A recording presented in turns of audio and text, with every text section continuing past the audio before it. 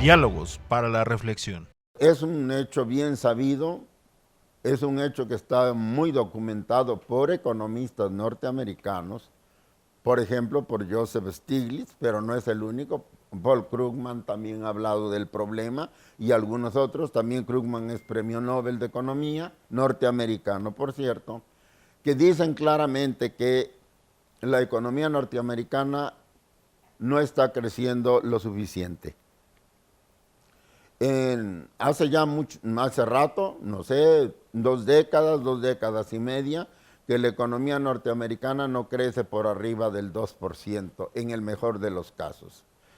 Pero además Stiglitz señala con mucha precisión y con suficientes datos que este desarrollo de la economía norteamericana, que al fin y al cabo es crecimiento, no es un crecimiento compartido, sino es un crecimiento que también está provocando una gran concentración de la riqueza en los Estados Unidos. Y esto ha polarizado demasiado a la sociedad norteamericana. Los salarios en Estados Unidos hace mucho que no mejoran, al contrario, han venido perdiendo terreno. Y uno de sus últimos libros, que por cierto él mismo reconoce que fue el que le dio la bandera al famoso movimiento Occupy Wall Street, de los jóvenes inconformes, sintetiza el problema diciendo el 1% de los norteamericanos tiene el dinero que le hace falta al 99% restante. Ese es el grado de polarización que tiene la economía norteamericana. Dice además Stiglitz, apoyándose en el muy conocido coeficiente de Gini, que mide el grado de la desigualdad de los países en el mundo, que Estados Unidos es ya el cuarto país más desigual del planeta.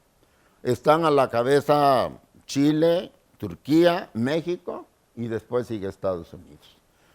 Esta situación, dice Stiglitz, es parte de la explicación de por qué la economía norteamericana hace tiempo que no se desarrolla con el vigor deseado. Hace tiempo que no crece a la velocidad, que no crece en las dimensiones que los propios norteamericanos necesitarían y que el mundo mismo está esperando, dado que la economía norteamericana pues es uno de las locomotoras que jalan a la economía del mundo. No lo estamos haciendo, no estamos creciendo precisamente porque en Estados Unidos la riqueza, o mejor dicho, la renta nacional, que no es lo mismo, pero también la riqueza se concentra cada día más. Y entonces esto trae como consecuencia que haya poco esfuerzo, que haya poca voluntad, que haya poca entrega, digamos, de la población norteamericana para impulsar hacia adelante la economía, como ocurrió, por ejemplo, dice él, en la época del New Deal, que implantó el presidente Roosevelt en 1933. En esas épocas, cuando la economía norteamericana distribuía mejor la riqueza, cuando la renta nacional alcanzaba para todos y cuando la marea elevaba la barca de todos, nuestra economía creció, pero ahora no está ocurriendo nada parecido. Vamos en sentido contrario. Esta concentración de la riqueza tiene una resultante muy precisa. Se acumula mucho dinero en manos, ya no tanto incluso de los capitalistas industriales. Ya no se acumula el dinero mayoritariamente en manos de quienes invierten para producir algún tipo de mercancías y hacer negocio, pero al fin y al cabo es una inversión productiva. El dinero se está acumulando en manos de los bancos, de los grandes bancos. Nos estamos financierizando.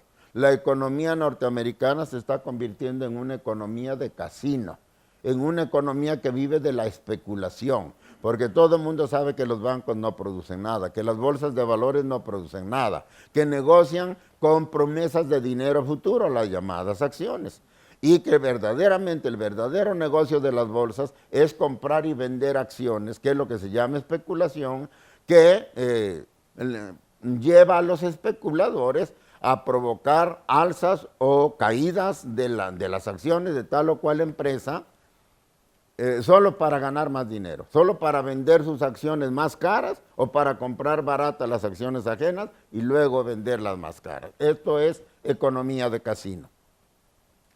Como esto tiene sus límites y la acumulación es cada vez más grande en manos de los banqueros, estos han empezado a recurrir a lo que Stiglitz le llama búsqueda de rentas, que están ya completamente fuera de lo que pudiera ser verdaderamente parte de un sistema económico racional. Han caído en una especulación verdaderamente atroz, le llama él. Y la atrocidad ahora que están cometiendo los bancos es que para poder encontrarle empleo y utilidades, por supuesto, a su capital ocioso, que es mucho, están, por ejemplo, han prestado mucho dinero de plástico, mucho dinero para el consumo, crédito al consumo, a través de las tarjetas de crédito. Se las prestan a gente indefensa, inerme desde el punto de vista de la información, de lo que Stiglitz llama mismo la asimetría de la información. El que presta el dinero lo sabe todo, el que recibe el préstamo no sabe nada. Y entonces recibe el préstamo, lo ilusionan de que puede comprar lo que quiera con el poder de su firma, pero no sabe cuánto le va a costar eso llegado el momento de pagar el crédito de la tarjeta. Esa es una manera, dice Stiglitz. La otra, muy conocida, fue los préstamos hipotecarios a todo el mundo para comprarse una casa. La famosa burbuja inmobiliaria, que fue la que finalmente provocó la crisis de 2008. La crisis gigantesca, terrible, que empezó precisamente en el sector financiero norteamericano. ¿Por qué se desencadenó esa crisis? Porque los bancos que tienen dinero de sobra le empezaron a prestar dinero a todo el mundo que les pedía dinero para que se compraran una casa. Eso tenía que explotar. Llegó un momento en que con una economía que no crece y con tanto crédito que no se aplicó a la inversión, sino a la compra de bienes inmuebles, llegó un momento en que los deudores o ganaban muy poco y no podían pagar o perdieron el empleo y no pudieron pagar el crédito que habían recibido, y entonces los bancos pues empezaron a recoger, embargarles, por así decir, las viviendas que habían comprado, pero además perdiendo el deudor lo que ya había abonado. Y entonces, por eso Stiglitz dice, esta es una especulación atroz, porque son mecanismos para sacarle los últimos recursos que tiene en su bolsillo la parte más débil de la economía norteamericana. ¿Y esto qué es lo que ha traído? Mayor desigualdad y menor crecimiento de la economía. Ahora bien, esta especulación, que además ya les explotó, cuando menos en una de las explosiones que puede haber, tampoco les ha resuelto el problema, porque la acumulación del capital financiero es demasiado grande. Y entonces ellos han estado recurriendo a otro mecanismo, que esto ya tiene que ver con el mundo, a los préstamos forzosos o a los préstamos también, digamos, no éticos, no económicamente no justificados, a países que están gobernados por gobiernos corruptos, que reciben el préstamo, que no lo aplican a la economía de sus países, sino que hacen con él lo que se les pegue la gana. Pero finalmente quienes prestan el dinero saben lo que va a pasar con el dinero, quienes lo reciben saben también lo que va a pasar con el dinero, y a pesar de eso cada vez hay más deuda. Prácticamente medio mundo está endeudado. Las famosas crisis de la deuda, de las cuales son el típico caso, el caso de Grecia, el caso de España, no es más que parte de la especulación financiera que se está produciendo en el mundo. A Grecia la obligan a recibir préstamos. El gobierno griego, que no es un gobierno propiamente comprometido con su pueblo, recibe el dinero, recibe el préstamo, se lo gasta, se lo roba, por decirlo en buen mexicano, y ahora quienes tienen que pagar el crédito son los griegos todos. y viene la crisis. Y los bancos, como Shylock, el famoso judío del mercader de Venecia, quiere su libra de carne del corazón. A mí me pagas y a mí no me importa si tienes con qué pagarme. Y ahí tenemos la crisis. Entonces, todo esto, ¿a dónde me lleva? ¿Qué es lo que yo estoy diciendo? Empezaba yo diciendo, la economía de mercado, el capitalismo mundial, no está en su mejor momento. Se está ahogando, vamos a decir paradójicamente, en una contradicción dialéctica muy ilustrativa, se está ahogando con su propio éxito, con su propia riqueza. Lo que ha hecho el capitalismo, que es realmente una economía muy eficiente como productora de riqueza, que ha producido más riqueza que nunca en el mundo, que ha producido un gran desarrollo tecnológico, que ha modernizado completamente los procesos productivos, sobre todo en los países más poderosos.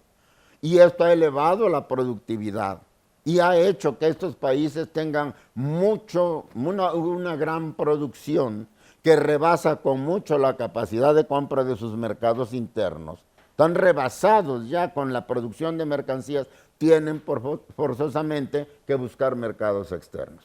Pero no solamente han provocado que se produzca un excedente económico que por fuerza tiene que venderse en el exterior, sino que este mismo proceso ha provocado la acumulación del capital financiero, el crecimiento del capital financiero.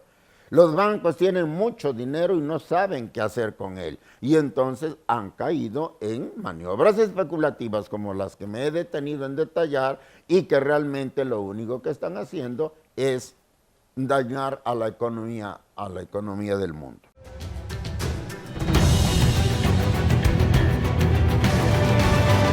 Diálogos para la reflexión.